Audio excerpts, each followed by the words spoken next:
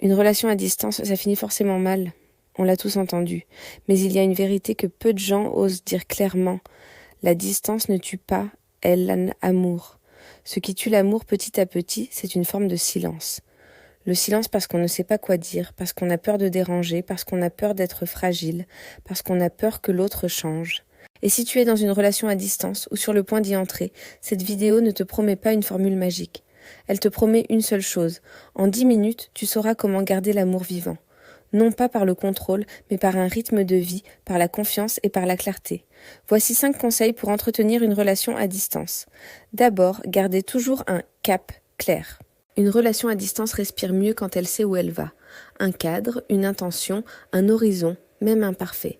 Sans cela, on a l'impression de nager en pleine mer.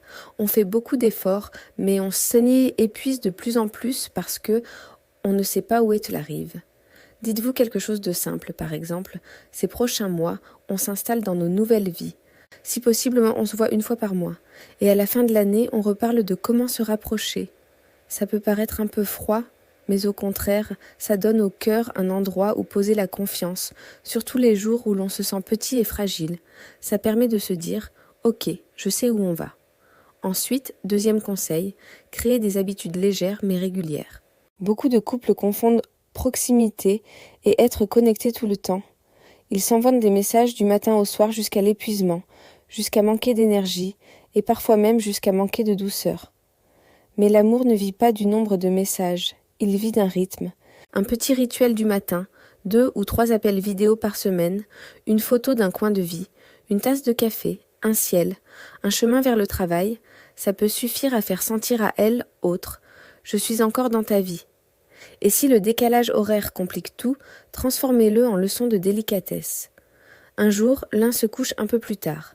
Un autre jour, l'autre se lève un peu plus tôt. L'amour n'est pas un concours de sacrifice. L'amour, c'est une justice douce. Le troisième conseil est de privilégier la qualité des échanges plutôt que la fréquence.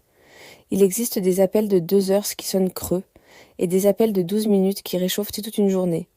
Racontez vos journées, oui, mais osez aussi aller plus profond avec des questions qui rendent l'autre visible. Par exemple, de quoi es-tu fier cette semaine ? Qu'est-ce qui t'inquiète sans que tu oses le dire ? Ou encore, aujourd'hui, tu as besoin que je t'écoute, que je te serre par les mots, ou qu'on cherche une solution ensemble. Et de temps en temps, offrez-vous un vrai rendez-vous, même à distance. Vous pouvez regarder un film en même temps et en parler quelques minutes, dîner en visio, partager une playlist ou lire le même passage et échanger vos ressentis. Ainsi, la relation ne devient pas un simple bulletin d'information. Elle reste un lieu où 2 âmes se rencontrent vraiment. Le conseil suivant concerne la confiance. Protégez-la avec de petits accords clairs pour lutter contre les vides. Le silence sans explication est un terrain fertile pour l'imagination. Quelques heures sans réponse, et le cœur a déjà écrit une tragédie. Je ne compte plus. Il ou elle se lasse. Il y a quelqu'un d'autre. Tout ça alors qu'il n'y a aucune preuve, seulement un vide. Alors, décidez de règles simples pour que l'esprit n'ait pas à inventer. En cas d'imprévu, un message court du type « Je suis coincé, je te parle ce soir, je ne t'évite pas ». En cas de malentendu, privilégiez la question directe plutôt que l'enquête. Et quand l'insécurité monte, parlez avec une émotion vraie au lieu d'accuser « Je suis inquiet, j'ai peur d'être abandonné.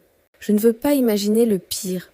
Quand tu peux, explique-moi s'il te plaît. » Beaucoup de disputes disparaissent simplement parce que on a su nommer sa peur avec douceur. Et enfin, dernier conseil, retrouvez-vous avec flexibilité, sans exiger la perfection à chaque visite, tout en continuant à grandir chacun de votre côté pendant la distance. Beaucoup de couples mettent une pression énorme sur chaque retrouvaille. Il faut compenser le manque, il faut du romantisme, il faut que ce soit mémorable. Et cette pression déclenche des disputes dès le premier jour, à cause de la fatigue et des attentes.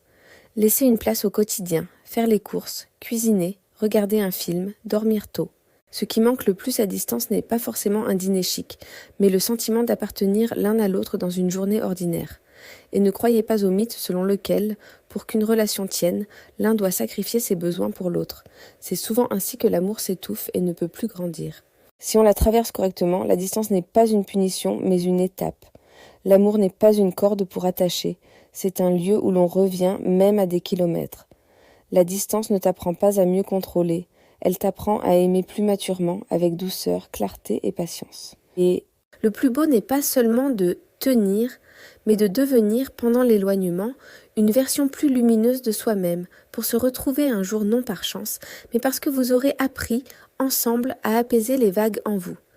Merci d'avoir regardé. Si cette vidéo vous a parlé, n'hésitez pas à vous abonner et à partager vos propres conseils en commentaire. À bientôt.